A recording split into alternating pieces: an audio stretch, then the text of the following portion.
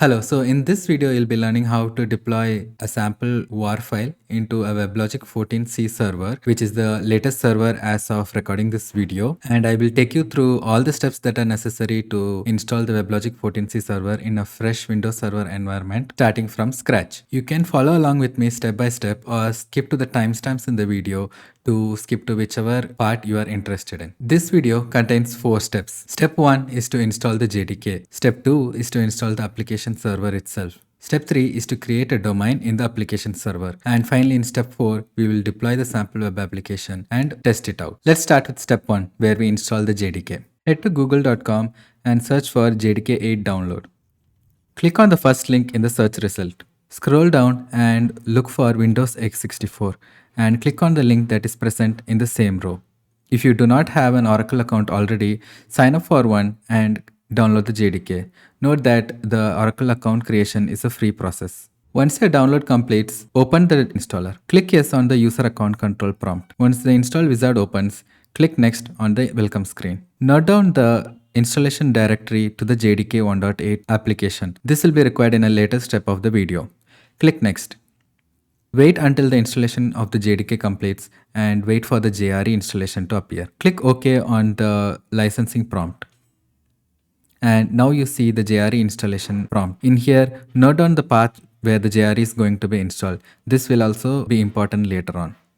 Click next. Now wait for the JRE installation to complete. With that, the JDK and JRE will be installed. Do note that JDK 8 is the minimum required version for Oracle WebLogic 14c. So I am installing that version. You may download and install higher versions as well as per your requirement. But check with the documentation of WebLogic Server to see the supported versions of that particular WebLogic server. Now that the installation of the JDK has completed, let's test it out. Close the prompt, search for CMD or command prompt and open it. Inside the command prompt, run the command java space - version and hit enter. Now you will see that the Java version is 1.8.0 underscore 202. This 202 can be even a higher number, but the minor version doesn't matter much. All we need is that we have 1.8. Now we have successfully tested the installation of JDK. Let's move on to step 2. In order to download the WebLogic server, head back to Google and search for Oracle WebLogic download. Click on the first link. You can see that currently it is WebLogic Server 14c. It might change in the future to 15c, 16c, etc. But as far as I have seen, the installation steps are same for all the servers so far since Oracle 8c. So let's download 14c now. Head into the first link and scroll down until you see Oracle WebLogic Server 14c and under that the generic installer. Click on the installer link in order to download the installer. You need to accept the agreement and click on the download button. Even to download the WebLogic server, you need to have the Oracle account. Since we are already signed in when we downloaded the JDK, the same session will be continued and the download happened. If you were not signed in, it will ask you to sign in and you can continue. Once the download of the WebLogic server installer is done, open the folder where the installer was downloaded. Now extract the files from that installer by clicking on right click and extract all. Click extract to extract the downloaded files. Once the extraction is complete, you will see a single jar file in here. In order to see the extension of the file which is currently not visible, click on the view menu, click on show and click on file name extensions. You can see that this is a jar file, and in order to run a jar file, you need to have JDK. That is why we install JDK in the beginning. In most systems, double clicking on this jar file will open the installer. But the problem is that the installer should be run as an admin with elevated accesses. So we'll have to do that from the command prompt only. Search for CMD in your search box and do a right click and click on run as administrator. This will open the user account control prompt. Click yes to open the command prompt. Now copy the path where the extraction is by clicking on the address bar here and copy, Ctrl C, and head back to the command prompt, type cd space and paste whatever you copied and hit enter. Now type in java space -jar space and hit tab in order to get the jar file name. The name of the jar file is fmw underscore and then there are some version numbers and then the jar file name. Click enter and this should open the jar file. Now in most of the systems, you might see this error which says that this given path is not a valid JDK Java home. The error is correct, but the problem is that for some reason, the installer picks up the JRE home instead of the JDK home. In order to fix this, let's do a small hack. Click enter to exit the installer and then go to the path where your JDK was installed. remember where you had it installed in the first step. For me, it is under this PC, local disk C, program files, Java, and JDK. So in here, get into the bin folder and search for java.exe. It is over here. Right click on that and click on copy as path. Now head back to command prompt and then paste the path that you just copied. Hit space -jar space and then the name of the jar file. In order to get it, hit tab and hit enter. And now this should work with the JDK instead of the JRE. You can see that the installation is running and the installer will pop up. And this here is the installation wizard for Oracle WebLogic Server. Let's go ahead with the installation. In the welcome prompt, click next to go to the next step. Since I do not want any auto updates to happen, I will leave it at skip auto updates and click next. In the installation location, I am going to leave it at default, but make sure to note this path because this will come in handy in the next steps. Click next.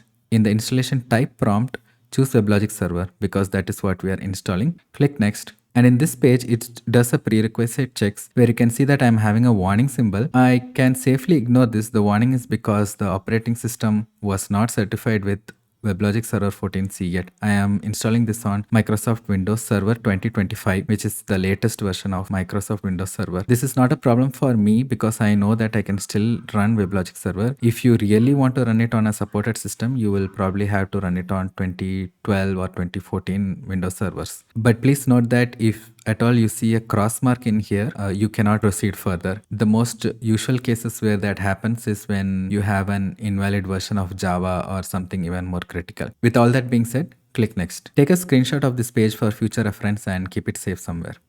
Click on install to run the installer. This will take around 3 to 5 minutes to complete. We will get back once that is done. Our installation is complete now. Click next to get to the next page. And with this, you can see that everything is done and it's time to click finish. But before that, notice how there is a next step option here with automatically launch the configuration wizard enabled. I'm going to disable this because I want to teach you how to manually launch the configuration wizard because that will come in handy even at later points of time when you want to launch the configuration wizard manually and install the domain and manage them. Click on finish to close this wizard. With that, we have completed the installation of the WebLogic server. Let's move on to creating a domain for the WebLogic server. Head to the Oracle home path. If you had noted down in the previous step, it is under local disk C, Oracle Middleware, Oracle_home. This is where all of your WebLogic server installation is present. Now, in order to open the configuration wizard, head into Oracle common, bin, and here you'll see something called config.cmd. Make sure that you open config.cmd and not config.sh. The sh files are for Linux. Since we are on a Windows environment, open config.cmd. Once the configuration wizard has launched, click on create a new domain in the create domain page and make sure you note down this domain location. This will be useful in the next steps. Click next. And in the templates page, click on create domain using product template and choose the first one, which is the base WebLogic server domain. You can't untick it anyway and leave it selected just the way it is. Click next. And in the administrator account page, choose your administrator name and password. Make sure you remember the password because we need it in the next step in order to log into the console.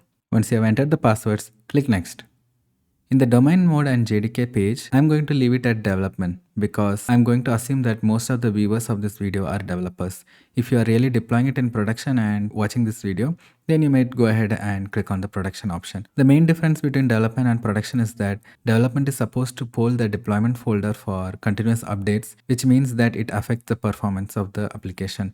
This is fine for developers because they want convenience more than speed, so it is better to go with development. And for the JDK option, make sure that the JDK 1.8 is selected and click next. And in advanced configuration, I'm going to enable administration server. Note that this is the only change that we are making to whatever was there. As in all the previous steps, we did not make any changes to the settings, but this is the only setting that we have to enable it because it's disabled by default. This is needed in order to have a GUI to manage our server. Once this is done, click next.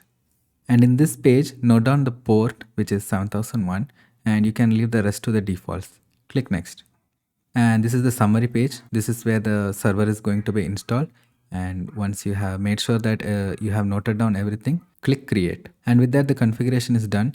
Click next Now you'll have an option to start the admin server automatically from here. I am not going to click this button. Instead, I will teach you how to do that manually. Note down this admin server URL as well, because that is where you are going to access your admin console. And this is the domain location which you already noted down in the previous steps. Take a screenshot of this page for future reference and click finish. With that, we have completed creating a domain. Let's move on to step 4, where we are going to deploy a sample web application file. Let's start the WebLogic server in the domain which we just created. Hit a local disk C, Oracle, Middleware, Oracle Home, User Projects, Domains, Base Domain. This is where we just installed our domain, and inside the bin folder, you will see a file called startweblogic.cmd. Make sure that you run startweblogic.cmd and not startmanageweblogic.cmd, because they are two different things. Double click on startweblogic.cmd to start the server. Wait till you see a word called running in the prompt. You can see that it says here server state change to running. Now, once this is done, go to your browser, head to localhost:7001/console. Once it is loaded, enter the credentials that you gave in the installation prompt. If you remember it right, the username is WebLogic and the password is whatever you set.